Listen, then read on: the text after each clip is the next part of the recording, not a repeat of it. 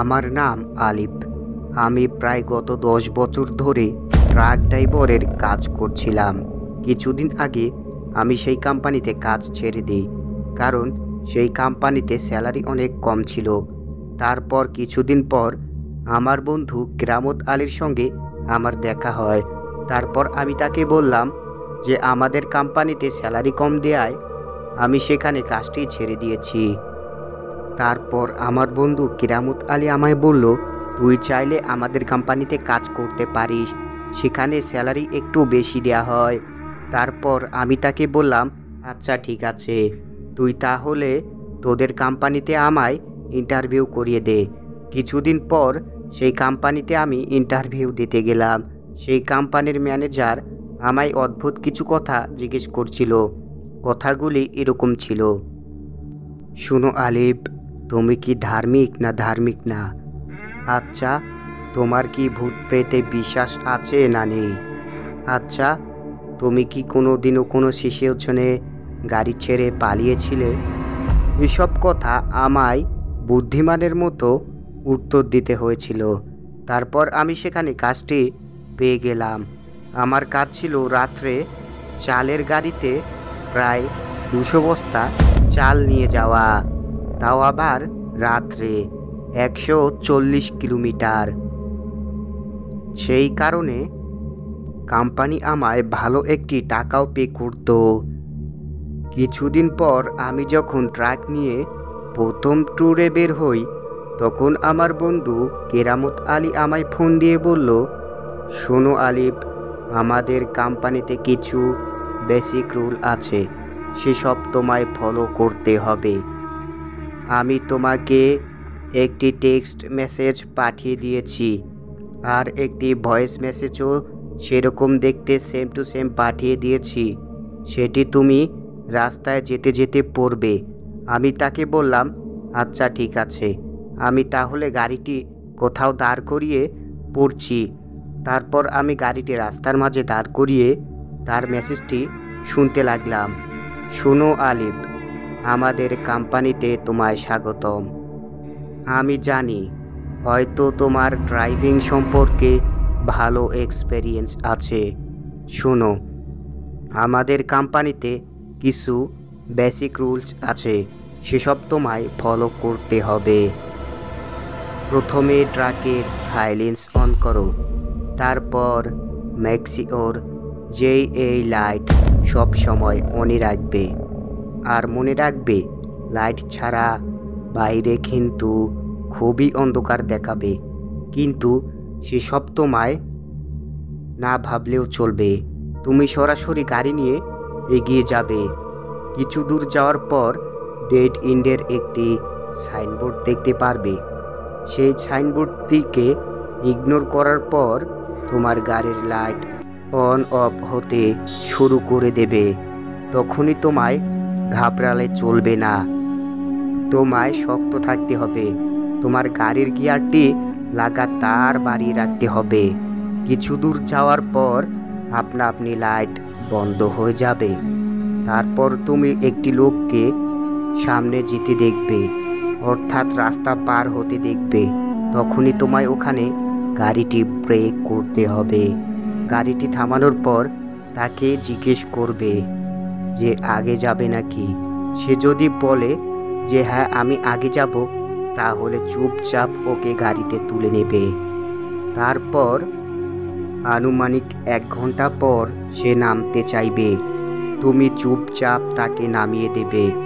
তারপর তুমি আবারও গাড়ি চালাতে থাকবে। তারপর তুমি যখন 30 কিলোমিটার যাবে, তখন তুমি শুনতে পারবে যে তোমার গাড়ির পিছনে কেমন পেটানোর শব্দ হচ্ছে। তুমি একদম পিছনে ঘুরে দেখবে না, আর তুমি এই আওয়াজ থেকে খুব তাড়াতাড়ি রেহাই পাবে। তোমার গাড়ির ইঞ্জিনের স্পিড লাগাতার বাড়িয়ে রাখতে হবে। কিছু দূর যাওয়ার পর সেটি আপনা আপনি বন্ধ হয়ে যাবে। তারপর তুমি যখন প্রায় 55 কিলোমিটার যাবে, তখন তোমার গাড়ির রেডিও অন হয়ে যাবে। তখনই তোমায় সেখানে খেয়াল রাখতে হবে যে রেডিওতে কি আসছে। যদি রেডিওতে গান বাজে তাহলে তুমি রেডিওর সাউন্ড কমাতে পারো অথবা রেডিও বন্ধ করতে পারো। কিন্তু সেসবের বদলে যদি অন্য কিছু বাজে, অর্থাৎ এরকম, তাহলে তোমায় চুপচাপ ওখানে গাড়ির ইঞ্জিন বন্ধ করে লাইট নিভিয়ে চুপচাপ চোখ বন্ধ করে বসে থাকতে হবে। আর তুমি চেষ্টা করবে একটুও নড়াচড়া না করার। তারপর তোমার মনে হবে তোমার গাড়ির দরজায় কেউ ট্যাপ করছে। তারপর তোমার গাড়ির দরজা অটোমেটিক বন্ধ হবে এবং খুলবে, কিন্তু তুমি একটুও চোখ খুলবে না অথবা নড়াচড়া করবে না। তারপর তুমি 10 সেকেন্ড পর চোখ আস্তে আস্তে খুলবে। খোলার পর আগে দেখবে বাইরে ধোঁয়া আছে নাকি। যদি ধোঁয়া না থাকে তাহলে চুপচাপ গাড়ি নিয়ে ওখান থেকে চলে যাবে। তারপর তুমি যখন 80 কিলোমিটার যাবে তখনই তোমার ঘুম পাবে, কিন্তু তোমার ঘুমানো চলবে না। তারপর যদি তোমার পায়খানা পায় তাহলে 80 মাইলের মধ্যেই করতে হবে।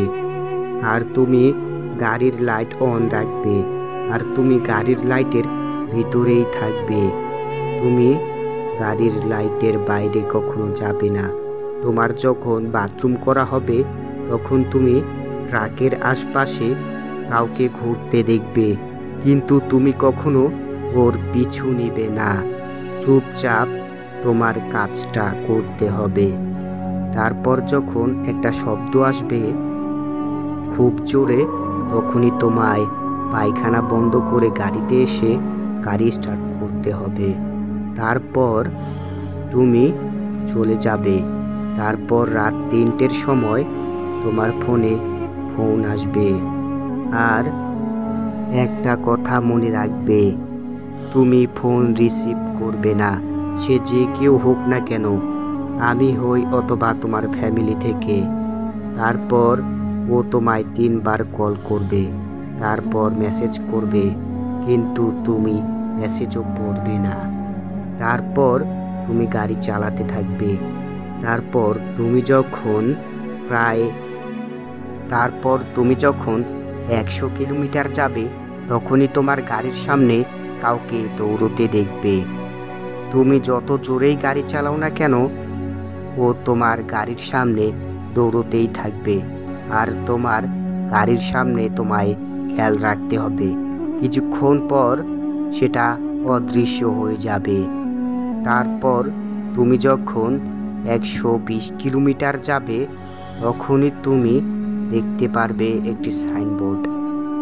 সেখানে লেখা থাকবে you are slow down to 20 mph। তখনই তোমায় গাড়ির গিয়ার 20 mph নামিয়ে আনতে হবে।